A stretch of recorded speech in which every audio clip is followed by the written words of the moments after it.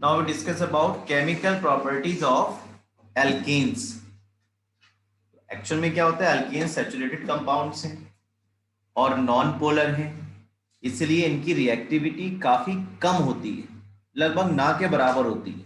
और जब कभी भी रिएक्शन में पार्टिसिपेट करते हैं तो थोड़ा सा स्पेशल कंडीशंस में ही या सर्टेन स्पेशल कंडीशंस में ही वो केमिकल रिएक्शन में पार्टिसिपेट कर पाते हैं। तो सबसे पहले हम बात करेंगे सब्स्टिट्यूशन रिएक्शंस की। जैसा कि आपको नाम से समझ में आ रहा है, सब्स्टिट्यूट करना। जैसे मान लीजिए कोई प्लेयर इंजर्ड हो जाता है क्रिकेट के मैच में, तो दूसरा सब्स्टिट्यूट करता है।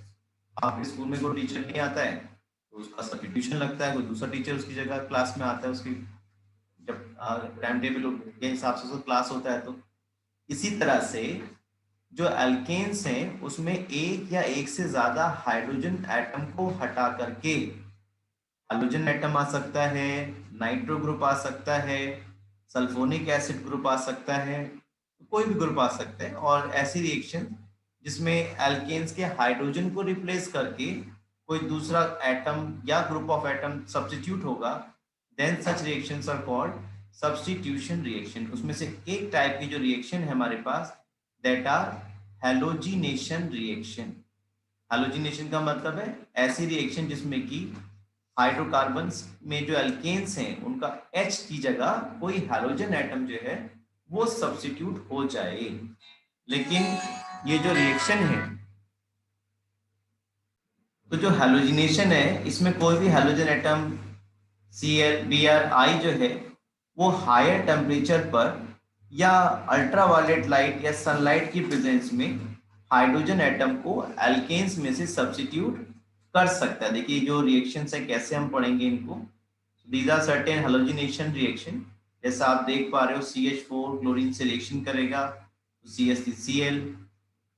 क्योंकि रिएक्शन मिक्सचर में क्लोरीन प्रेजेंट है, तो ये जो प्रोडक्ट बना है यहाँ पर, ये फर्दर इस क्लोरीन से रिएक्शन करके एक H और सब्स्टिट्यूट हो जाएगा by the Cl। One Cl will be substituted one of the hydrogen more, तो ये प्रोडक्ट बन जाएगा डाइक्लोरोमीथेन। फर्दर डाइक्लोरोमीथेन की क्लोरीन से रिएक्शन होगी तो क्लोरोफॉर्म बन जाएगा विच इज कॉल्ड ट्राइक्लोरोमीथेन। और ये तब तक रिएक्शन होती रहेगी जब तक कि सभी hydrogen atom by the halogen atom substitute ना हो जाएं। तो जैसा मैंने अभी आपको बताया, ये जो रिएक्शंस हैं ये या तो लाइट की प्रेजेंस में होंगी या एनर्जी की प्रेजेंस में होगी। तो इस बात का ध्यान रखेंगे कि जो सब्स्टिट्यूशन रिएक्शंस हैं mainly take place in presence of light और ultraviolet light.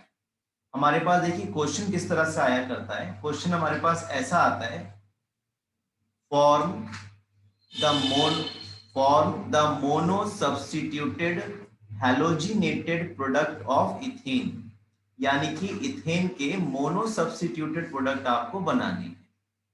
Mono substituted product का मतलब है केवल मोनो सब्स्टिट्यूशन हो। मोनो सब्स्टिट्यूशन का मतलब है कि एक H सब्स्टिट्यूट होकर के केवल एक हैलोजन एटम ही आए। तो देखिए अगर आप इथेन का मोनो सब्स्टिट्यूशन कराएंगे तो इसका एक H हट करके एक Cl एटम लग जाएगा। This is the mono substituted product of ethane which is called chloroethane और commonly it is called ethyl chloride. इसी तरह से क्वेश्चन आ जाए हमारे पास, ये जो प्रोपेन है इसके आपको मोनो सब्स्टिट्यूटेड प्रोडक्ट बनाने। तो देखिए क्या करने वाले हैं हम। जब प्रोपेन के मोनो सब्स्टिट्यूटेड प्रोडक्ट बनाएंगे तो क्या क्या हो सकता है। ऐसा हो सकता है कि इस CH3 CH2 CH3 का जो एक H है ये सब्स्टिट्यूट हो जाए by one of the halogen atom. Mono substituted बना लेना, एक ही H हट के एक ही Cl आना चाहिए।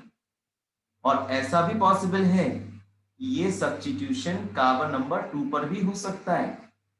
और जब ऐसा होगा तो ये आपके पास मोनो सब्स्टिट्यूटेड प्रोडक्ट बनेगा। यानी कि प्रोपेन का अगर मोनो सब्स्टिट्यूशन करोगे, मोनो हैलोजिनेशन करोगे, तो दो प्रोडक्ट्स पॉसिबल होंगे। यानी कि रिएक्शन मिक्सचर में आपको दो प्रोडक्ट्स मिलेंगे।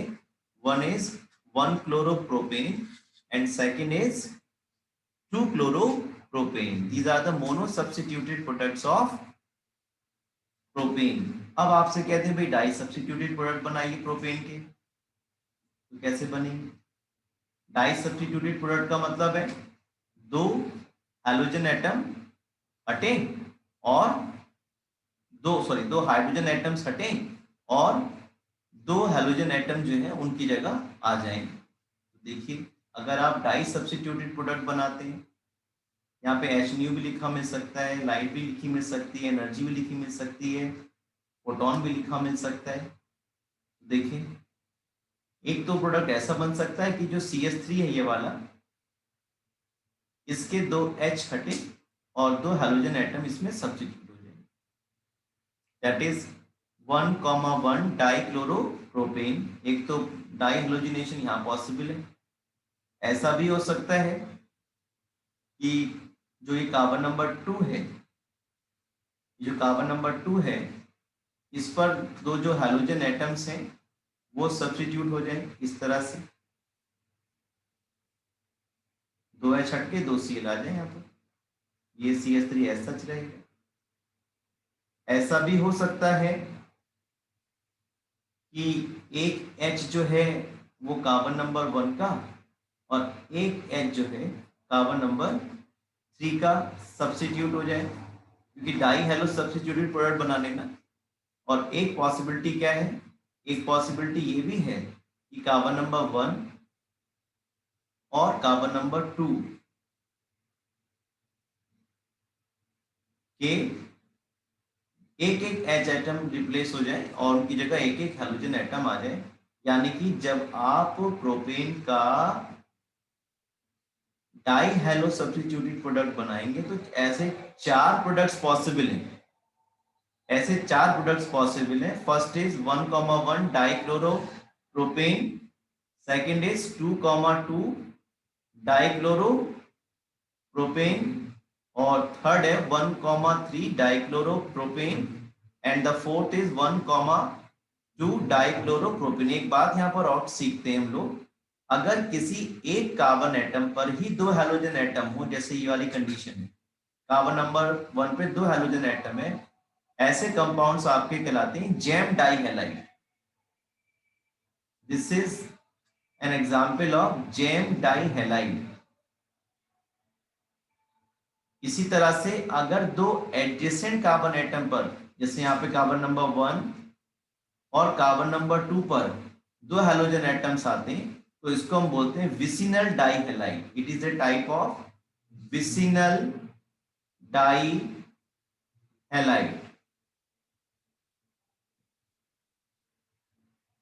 तो फिर से एक बार समझ लें, अगर एक ही कार्बन एटम पर दो हैलोजन एटम एक साथ आएंगे then it is a type of gem dihalide. और अगर दो एडजेसेंट कार्बन एटम पर दो हैलोजन एटम एक साथ आते हैं, मतलब एक एक आता है, तो वो कहलाएगा विसिनल डाइहैलाइड। इसको मैं ऐसे आज बच्चों को करने को बोलता हूँ कि जहां V बन रहा हो वहां V नहीं है। यहाँ V बन रहा है ना, देखो आप, इस कार्बन से V बन रहा है ना, ये जहां V है वहां पे V नहीं। जरा मुझे बताओ, ये क्या विसिनल डाइहैलाइड है? बना लूं पहले मैं ना,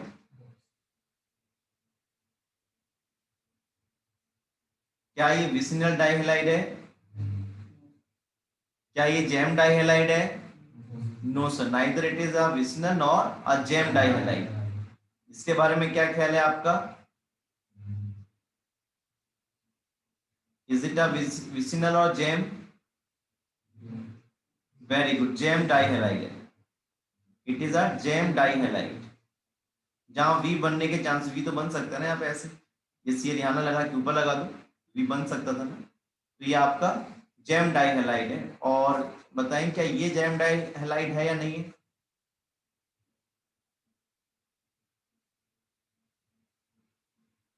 इज इट अ जैम और विसिनल? है क्या कर रहा है, जल्दी बता। जैम डाइहैलाइड। जेम्स नहीं खाया तुमने? बचपन में बहुत खाए होंगे, अब भी खा लेते हो तुम तो ये जैम डाइहैलाइड है। ठीक है, तो जब एक ही कार्बन पर दो हैलोजन एटम एक साथ होंगे तो it is a type of gem dihalide. मैं कुछ और पूछ लेता हूँ, देखिए आपसे, क्या ये विसिनल डाइहैलाइड है? क्या ये विसिनल डाइहैलाइड है? नो, जहां वी बनना वहां वी नहीं है। It is also a gem dihalide, it is also a gem dihalide. ठीक है, इसके बारे में क्या ख्याल है? विजिटा विसिनल डाइहैलाइड और जेम डाइहैलाइड? विसिनल एडजेसेंट कार्बन पर, पड़ोसी कार्बन एटम्स पर अगर दो हाइड्रोजन एटम आ जाएंगे then it is a type of vicinal dihalide. ठीक है, चलिए मेरा मेरा आपसे एक क्वेश्चन है। देखिए हमारे पास तीन स्ट्रक्चर्स हैं। देखिए पहला स्ट्रक्चर मेरे पास ये है, इसका नाम आपको बताना है। कॉमन नेम मुझे जानना है इनका आपसे, मुझे आपसे इनका कॉमन नेम जानना है।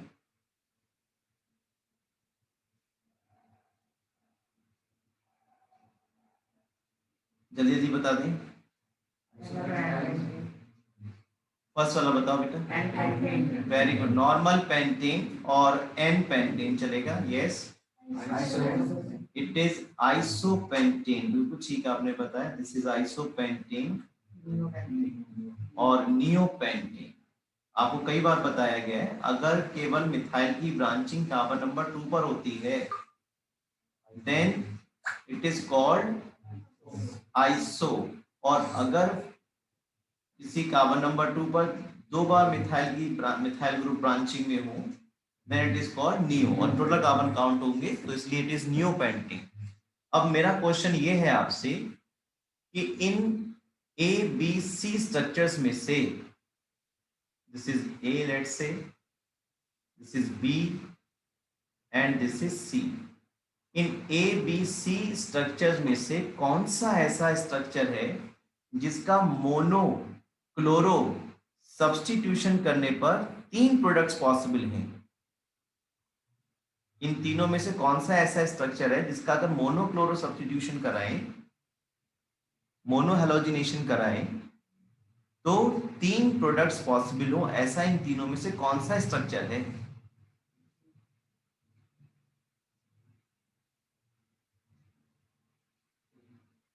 जल्दी बताएं। नॉर्मल पेंटेन है या आइसोपेंटेन है या नियोपेंटेन है? आप देखिए, मैं आपसे दूसरा क्वेश्चन पूछता हूं। चलो, ऐसा स्ट्रक्चर बताओ जिसका केवल एक ही mono halo substituted product possible हो इन तीनों में से। यानी कहीं भी आप सीएल लगाओ, एच हटा के एक ही कंपाउंड बने, दूसरा बन ही नहीं पाए कोई। सी वाला, वेरी गुड, है ना? इसमें आप ई वाला एच हटा करके सीएल लगा दो तो भी बात वही है, ये वाला एच हटा के सीएल लगा दो तब भी बात वही है, CH2Cl, कंपाउंड वही रहेगा। तो एक बात तो बिल्कुल आपने ठीक बता दी कि जो नियोपेंटेन है इसका अगर मोनो हेलोजिनेशन करेंगे, मोनोक्लोरिनेशन करेंगे then we get only a single product. अब वो बता दो जिसका मोनोक्लोरिनेशन कराने पर 3 mono halo substituted products possible होंगे। जल्दी बताओ। अब तो दो ही बच्चे आपके पास। मैं देखो वन के बारे में कुछ बताना चाहता हूँ आपको। देखिए वन का अगर आपने यहाँ का एच हटा के सीएल लगा दिया तो ये हो गया 1 क्लोरो पेंटेन। अगर आपने नंबर 2 का एच हटा के सीएल लगा दिया तो ये हो जाएगा आपका 2 क्लोरोपेंटेन।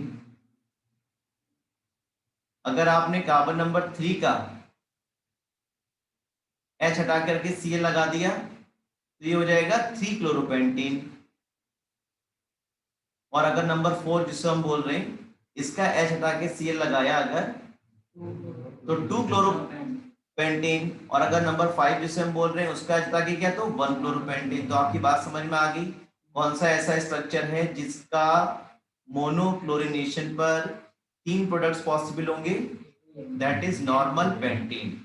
अब आपको ये बताना है, मैं क्वेश्चन चेंज कर दे रहा हूं, आपको ये बताना है कि जो नियोपेंटेन है, सॉरी जो आइसोपेंटेन है, इसका अगर मोनोक्लोरिनेशन कराएंगे तो कितने प्रोडक्ट्स पॉसिबल होंगे?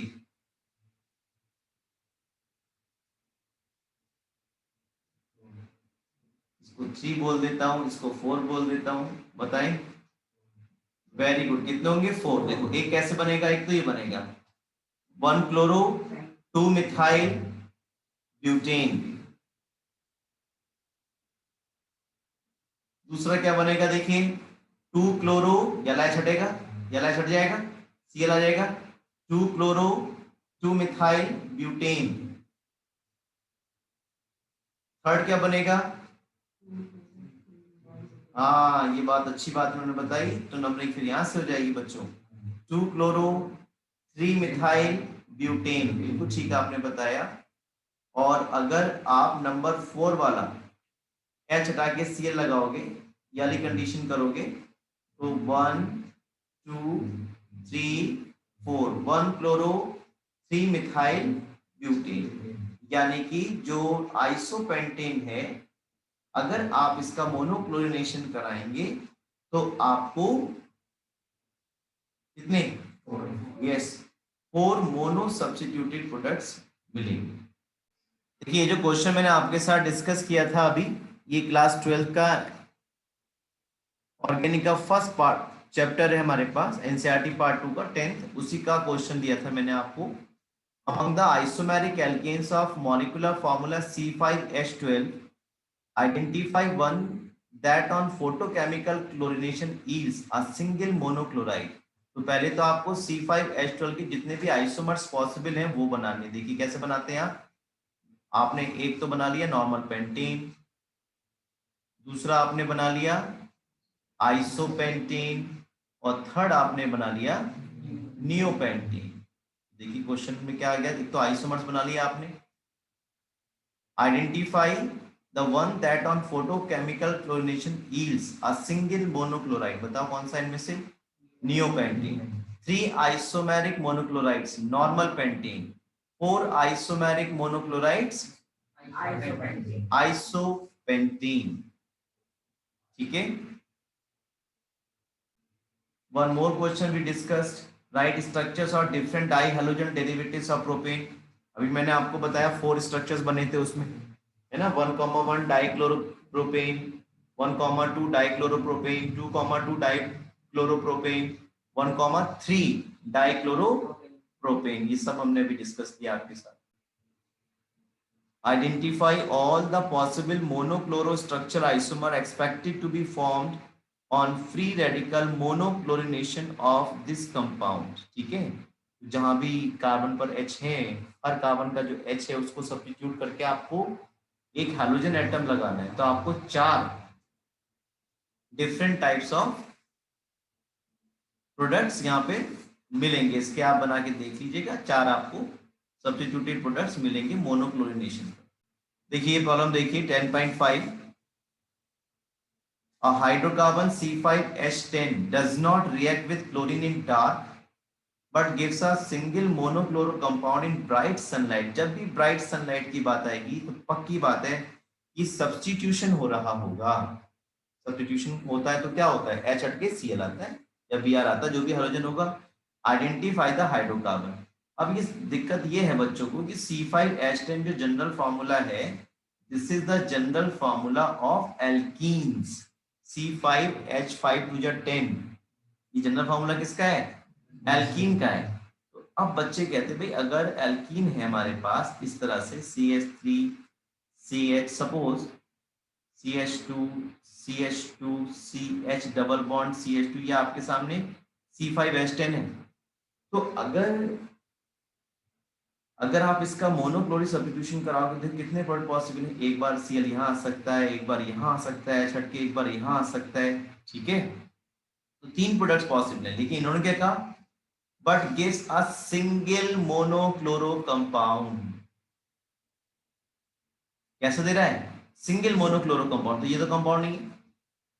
अब ये बात आपको सीखनी है, बताई भी है कि जो CnH2n जनरल फॉर्मूला है वो एल्कीन्स के साथ साथ किसका होता है, वेरी गुड, साइक्लो एल्केन्स का होता है। किसका होता है, साइक्लो एल्केन्स का होता है। ये कंपाउंड एल्कीन ना होके क्या है, साइक्लो एल्केन है। और आप देखेंगे C5H10 वाला साइक्लो एल्केन आपके सामने ये रहा, दिस इज योर साइक्लोपेंटीन।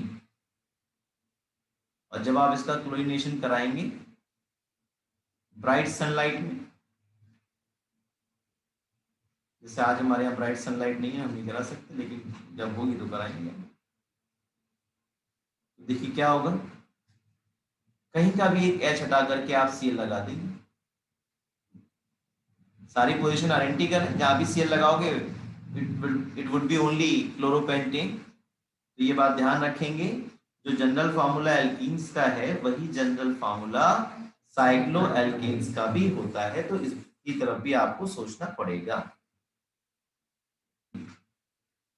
जो रेट ऑफ रिएक्शन है हैलोजिनेशन की एल्केन्स में, वो इस ऑर्डर में आपको मिलती है। यानी कि अगर फ्लोरीन, क्लोरीन, ब्रोमीन, आयोडीन हो तो सबसे ज्यादा जो फास्ट रिएक्शन होगी, सबसे जो फास्ट हेलोजिनेशन होगा वो फ्लोरीन के साथ होगा। उससे कम रेट जो आएगा केमिकल रिएक्शन का वो क्लोरीन के साथ आएगा, उससे कम Br और उससे कम I के साथ आएगा। इसी तरह से अगर हमारे पास डिफरेंट टाइप के अल्केन्स हैं 3 डिग्री, 2 डिग्री, 1 डिग्री, तो उसमें जो सबसे ज्यादा रिएक्टिविटी है वो किसकी होगी, 3 डिग्री की होगी। इसका रीजन भी मैं बताऊंगा और इसका क्वेश्चन बना के भी मैं आपसे देखो बता रहा हूं, आप सभी लोग इसे पहचान पाएंगे। देखिए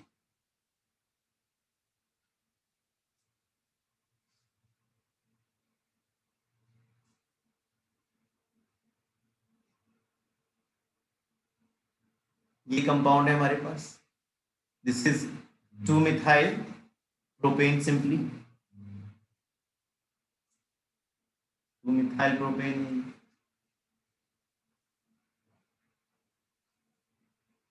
ये हमारे पास नॉर्मल ब्यूटेन है, ये भी हमारे पास नॉर्मल ब्यूटेन ही है। तो आपको बोल सकते हैं कि भाई देखो हमने क्लोरीनेशन कराया है, और क्लोरीनेशन कराने पर ये जो 3 कंपाउंड बनेंगे, मैं कंपाउंड बना के दिखाऊंगा अभी आपको, उनमें से सबसे ज्यादा तेजी से कंपाउंड कौन सा बना होगा। देखो यहाँ से एच हटा दिया, यहाँ से नहीं हटाऊंगा, यहाँ से हटाऊंगा एच, और एक यहाँ से। तो देखिए कंपाउंड क्या क्या बन गए, कंपाउंड बन गया एक कंपाउंड बन गया ये वाला,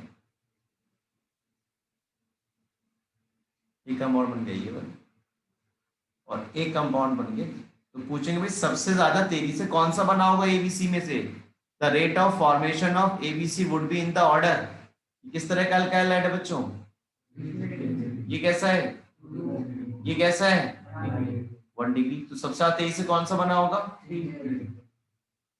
ए का रेट ऑफ फॉर्मेशन सबसे ज्यादा, देन बी, देन सी। ऐसा क्यों, ऐसा क्यों, ऐसा क्यों, वो जानने के लिए वापिस आना पड़ेगा, आगे वापिस, आगे वापिस। इसे पहचानते हो, इसे पहचानते हो, पहचानते हो, कौन नहीं, हाँ हाँ बोले, हाँ टर्ड ब्यूटाइल ग्रुप तो है। ये येलो वाली जो डॉट लगाई है, बिंदी लगाई है, इसका क्या मतलब है, वेरी गुड, फ्री रेडिकल्स हैं। तो अगर आपको याद हो 3 डिग्री, 2 डिग्री, 1 डिग्री में से कौन सा फ्री रेडिकल सबसे ज्यादा स्टेबल होता है, 3 डिग्री सबसे ज्यादा स्टेबल होता है, उससे कम 2 डिग्री और उससे कम 1 डिग्री। कौन सी फिनोमिना है जो 3 डिग्री फ्री रेडिकल की स्टेबिलिटी सबसे ज्यादा होने को एक्सप्लेन करती है, very nice, hyper conjugation. Hyper conjugation इस बात को एक्सप्लेन करेगा कि क्यों टर्शरी फ्री रेडिकल या टर्शरी कार्बोकैटायन की स्टेबिलिटी सबसे ज्यादा होती है। देखिए आप, ये फ्री रेडिकल है, इसमें अल्फा कार्बन कितने, 3 ये हो गए, 3 अल्फा कार्बन ये है, और 3 अल्फा एच, सॉरी है ना, टोटल अल्फा एच कितने इसमें 9। जितने अल्फा एच ज्यादा उतना हाइपर कॉन्जुगेटिंग स्ट्रक्चर ज्यादा, उतनी स्टेबिलिटी ज्यादा। यहाँ पे देखिए, यहाँ पे अल्फा कार्बन ये अल्फा कार्बन, यहाँ पे टोटल अल्फा एच कितने, 5, 3 ये वाले और 2 ये वाले, कितने हो गए 5 अल्फा एच। ठीक है बात। और यहाँ कितने बच्चों, यहाँ पे केवल कितने अल्फा एच हैं, 2 अल्फा एच। यहाँ पे 9 अल्फा एच। तो हाइपर कॉन्जुगेशन की में स्टेबिलिटी अगर आपको फ्री रेडिकल्स की देखनी हो या कार्बोकेटाइंस की देखनी हो, you simply find out the alpha hydrogen atom. More the number of alpha hydrogen atom, more will be the hyperconjugation and more will be the stability of the species. बात समझ में आई आपको?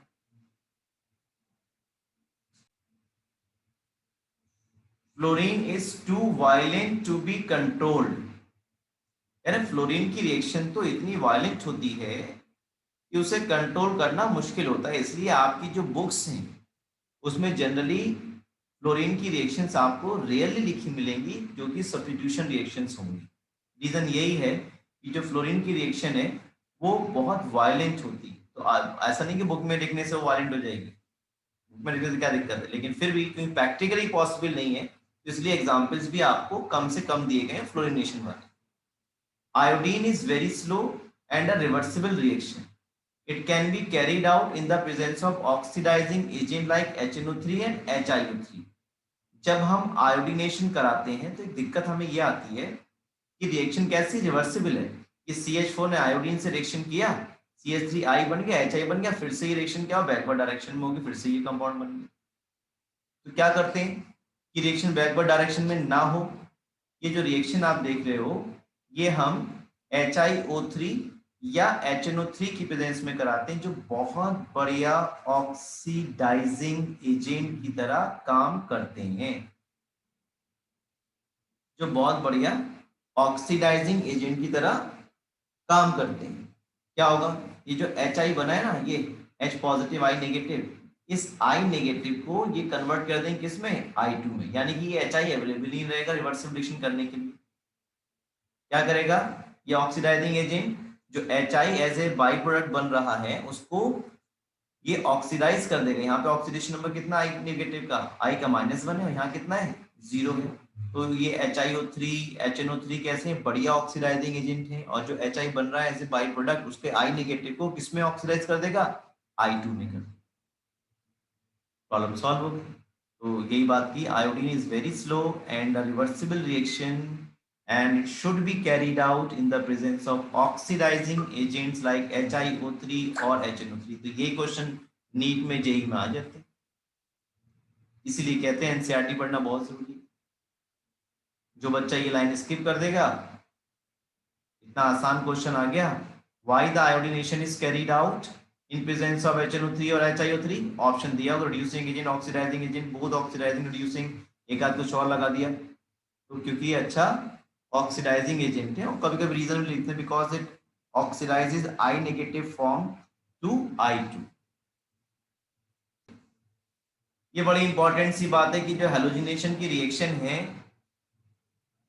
उसकी अगर मैकेनिज्म आप पढ़ेंगे तो वो फ्री रेडिकल चेन मैकेनिज्म होगी, और ये मैकेनिज्म 3 स्टेप्स में होती है, इनिशिएशन, प्रोपेगेशन एंड टर्मिनेशन। अब ये जो मैकेनिज्म है वो आपके सिलेबस से हट गई है, 2021 के लिए क्लास 11 के लिए ये मैकेनिज्म आपके सिलेबस से हट गई है। लेकिन ये बात आपको समझनी है कि फ्री रेडिकल चेन मैकेनिज्म होती है और इसे कंट्रोल कर पाना बहुत मुश्किल काम है, क्योंकि मैंने आपको बताया हुआ फ्री रेडिकल्स हाईली रिएक्टिव होते हैं, हाईली अनस्टेबल होते हैं, जल्दी से कोशिश होती है दूसरे स्पीशीज जो कि फ्री रेडिकल की फॉर्म में है उसके साथ रिएक्शन कर लो, या फ्री रेडिकल की फॉर्म में नहीं भी तो उससे भी फ्री रेडिकल की फॉर्म में कन्वर्ट कर लो। तो जो ओजोन का डिप्लीशन सुना होगा आपने, है ना, वो भी फ्री रेडिकल चेन मैकेनिज्म से ही होता है, और इसलिए उससे कंट्रोल कर पाना बड़ा मुश्किल काम है, कंट्रोल वो नहीं हो पा रही। ओजोन का जो प्रोडक्शन है वो बहुत स्लो हो गया है। नेचुरली जो ओजोन बनती है वो अपर एटमॉस्फेयर में जब थंडरिंग होती है, लाइटनिंग होती है, उससे कुछ अमाउंट ऑफ ऑक्सीजन जो है वो ओजोन में कन्वर्ट हो जाती है अपने आप ही। लेकिन अगर ये फ्री रेडिकल जो हमारे क्लोरोफ्लोरोकार्बन से AC वगैरह ज्यादा यूज हो रहे हैं, ये बहुत हाईली वॉलेटाइल होते हैं, सीधे AC से निकले स्ट्रेटोस्फीयर में पहुंच गए और वहां जाके क्लोरोफ्लोरोकार्बन जो है free radical chain mechanism start कर देते हैं। जिसे कंट्रोल कर पाना बहुत मुश्किल काम है, इसलिए जो ओजोन का डिप्लीशन है वो बहुत ही कॉन्टिन्यूस प्रोसेस हो गया है। Now we go for the combustion reactions. जैसे नाम से समझ में आ रहा है, आग लगानी है ना, जो भी हाइड्रोकार्बन है उसको आग लगानी है, तो आग जब लगाओगे दो ही एलिमेंट है, कार्बन है हाइड्रोजन है, एक CO2 बन जाएगा और वाटर बन जाएगा। क्वेश्चन आता है आपके पास, why butane, why methane are used as a good sources of energy, why hydrocarbons are used as a good sources of energy, क्यों? क्योंकि इनकी कुछ कैरेक्टरिस्टिक्स होती हैं, बिना धुएं के साथ जलते हैं, स्मोकलेस रहते हैं, एनर्जी बहुत ज्यादा रिलीज होती है, उनको हैंडल करना आसान होता है ना। एक बीवी होती है जिसे हैंडल करना थोड़ा मुश्किल होता है, ज्वलनशील ज्यादा होते हैं, एकदम स्फोट की तरह फट जाते हैं। तो ये तो हाइड्रोकार्बन की बात है, ठीक है, फिर भी इंसान शादी करता है। तो एल्केन्स का कंबशन अगर आप करेंगे तो एयर की सप्लाई एक्सेस में जब रहेगी तो वो कार्बन जो भी है कंटेंट्स वो CO2 में और वाटर में और high amount of energy release होगी। आप घर में जो ब्यूटेन LPG जिसे आप बोलते हो लिक्विफाइड पेट्रोलियम गैस का जब कंबशन करेंगे तो इस रिएक्शन के बैलेंस रिएक्शन के थ्रू उसका कंबशन होगा, इतनी एनर्जी रिलीज होगी in the combustion of 1 mole of C4H10। और आप जैसा देख पा रहे हैं कि यहाँ पे स्टैच्यूमेट्री बड़ी डिस्टर्ब है 13/2, तो उसको एक जनरल फॉर्मूले से भी हम याद रख सकते हैं, CnH2n+2 + 3n+1/2O2। यहाँ पर n क्या है, n यहाँ पर कार्बन का नंबर है, जैसा आप देख पा रहे हो यहाँ पर। जैसे ब्यूटेन के बारे में बात करें तो कार्बन कितने यहाँ पे 4 है, तो यहाँ पे कितना रहेगा 3 × 4 + 1 डिवाइडेड बाई 2, तो 3 4 जा 12 + 1 13/2, तो ये 13/2 हम इस फॉर्मूले से भी पता कर सकते हैं, या किसी भी हाइड्रोकार्बन के लिए हम पता कर सकते हैं, ठीक है। जो मैं बात आपसे कह रहा था देखिए वही आगे, due to the evolution of large amount of heat during combustion alkanes are used as fuels. कभी कभी इनका इनकम्प्लीट कंबशन भी होता है, तो ऐसे केस में जो कार्बन ब्लैक है वो बन जाता है, और ये कार्बन ब्लैक बनना कोई गलत बात नहीं है। ये कार्बन ब्लैक अगर हम बनाते हैं तो ये बड़ा काम की चीज है। देखिए ये manufacture of ink, printer ink और black pigments and as filters ये यूज होता है। इसी तरह से अगर हम मीथेन का इनकम्प्लीट कंबशन करेंगे तो फिर कार्बन, जैसे बात कर रहे थे अभी, कार्बन ब्लैक जो है वो बन जाएगा, उसको कई तरह से यूज में हम ले सकते हैं।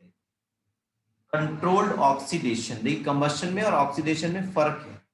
कंबशन में आपको हाइड्रोकार्बन का को कंबशन में करना है, आग लगानी है, यहाँ जरूरत नहीं है आग लगाने की, आपको फायर देने की जरूरत नहीं है। यहाँ पर कंट्रोल ऑक्सीडेशन में आपको डिफरेंट रिएक्शंस पढ़नी है। देखिए जैसे मीथेन का अगर आप कॉपर की प्रेजेंस में 523 केल्विन एंड 100 एटमॉस्फेरिक प्रेशर पर ऑक्सीडेशन करते हैं, then you will get methanol, जिसका आप वुड स्प्लिट भी बोल दिया करते हो। अगर आप मीथेन का ऑक्सीडेशन मॉलिब्डेनम ऑक्साइड की प्रेजेंस में करोगे तो फॉर्मल्डिहाइड बनेगा, ठीक है। तो इन रिएक्शन का प्रिंसिपल याद रखना है, रिएक्शन को रटना नहीं है। रिएक्शन का प्रिंसिपल याद रखना है, क्या है प्रिंसिपल? प्रिंसिपल ये है कि मीथेन का जब ऑक्सीडेशन किया जाएगा कॉपर की प्रेजेंस में 523 केल्विन पर, देन वी गेट मिथेनॉल। और जब मॉलिब्डेनम ऑक्साइड की प्रेजेंस में ऑक्सीडेशन किया जा रहा है तो क्या बन रहा है? फॉर्मल्डिहाइड। आप देखिए दोनों में रिएक्टेंट सेम है, methane oxygen, methane oxygen, products कैसे हैं? अलग अलग है, एक में मिथेनॉल बन रहा है, एक में फॉर्मल्डिहाइड बन रहा है। तो इस बात को ध्यान रखेंगे आप सब बच्चे, रिएक्टेंट्स नहीं है कुछ भी जो ये डिसाइड करते हो कि प्रोडक्ट क्या बनेगा। कौन है? Catalyst. Catalyst are highly selective in nature. Catalyst are, ये दो रिएक्शन दे देते हैं कंपटीशन में और पूछते हैं भाई बताओ व्हाट डज इट सिग्निफाई, वहां पे एक स्टेटमेंट लिखा होता है catalyst are highly selective in nature. तो कैटलिस्ट हाईली सेलेक्टिव नेचर के होते हैं, वो इन दोनों रिएक्शन से सपोर्ट हो रहा है, क्योंकि दोनों में रिएक्टेंट तो एग्जैक्टली सेम है। Catalyst change product change, catalyst change product change. तो ये रिएक्शंस क्या सपोर्ट कर रही हैं? ये सपोर्ट कर रही है कि जो कैटलिस्ट हैं they are highly selective in nature. इसी तरह से इथेन का अगर आप ऑक्सीडेशन करेंगे मैंगनीज एसीटेट की प्रेजेंस में, then you will get acetic acid और इथेनोइक एसिड। जनरली जो एल्केन्स है वो रेजिस्ट करते हैं ऑक्सीडेशन के लिए, सैचुरेटेड है, रिएक्टिविटी बहुत कम है, नॉन पोलर है। फिर भी जैसे ये एन मिथाइल प्रोपेन है, इनका अगर हम एल्केलाइन के NO4 की प्रेजेंस में या पोटेशियम पर मैग्नेट की प्रेजेंस में ऑक्सीडेशन कराते हैं तो हमें 2 मिथाइल प्रोपेन 2 ऑल बनता है। ये ड्रास्टिक कंडीशन में ही रिएक्शन होती है जिसमें टर्शरी हाइड्रोजन जो है वो ऑक्सीडाइज हो जाता है। जो आप देख रहे हैं कार्बन के साथ जो H अटैच है, ये कार्बन कैसा है बेटे, टर्शरी कार्बन है, और इसके साथ जो हाइड्रोजन अटैच है टर्शरी हाइड्रोजन एटम कहलाएगा। सिंपली क्या होना है, इस कार्बन और O के बीच, कार्बन और H के बीच में क्या आना है, ऑक्सीजन आना है। ठीक है, तो ये जो रिएक्शन है इसमें जो 2 मिथाइल प्रोपेन है it is being converted to 2 methyl propane 2 ol. Next हम बात करेंगे आइसोमेरिज्म की। ये जब हम ऐसे एल्केन जिसमें कार्बन का नंबर 6 या 6 से ज्यादा होता है, जब उन्हें हम एनहाइड्रस AlCl3 की प्रेजेंस में हीट करते हैं तो ये आइसोमर्स फॉर्म करते हैं और इन रिएक्शन को हम बोलते हैं आइसोमेराइजेशन। जैसे आप देख रहे हैं नॉर्मल हेक्सेन में तो सभी कार्बन एटम स्ट्रेट चेन में होते हैं, लेकिन जब आप AlCl3 के ऊपर इन्हें पास करोगे इन प्रेजेंस ऑफ HCl तो आपको 2 मिथाइल पेंटेन मिल जाएगा। आप 2 मिथाइल पेंटेन का कॉमन नेम क्या दे सकते हो, जल्दी बताओ, जल्दी बोलो। वेरी गुड, आइसोपेंटेन आप इसको बोल सकते हो। No sorry, आइसोहेक्सेन।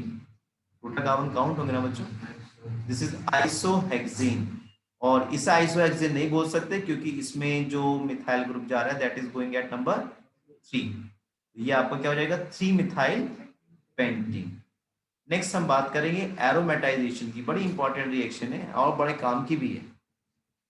जब हम ऐसे अल्केन जिनमें कार्बन का नंबर 6 या 6 से ज्यादा हो उनको 773 केल्विन और 10 to 20 एटमॉस्फेरिक प्रेशर पर हीट करते हैं तो ये कार्बन एटम एक रिंग फॉर्म कर लेते हैं इन प्रेजेंस ऑफ क्रोमिक ऑक्साइड और वेनेडियम पेंटाऑक्साइड और मॉलिब्डेनम ऑक्साइड।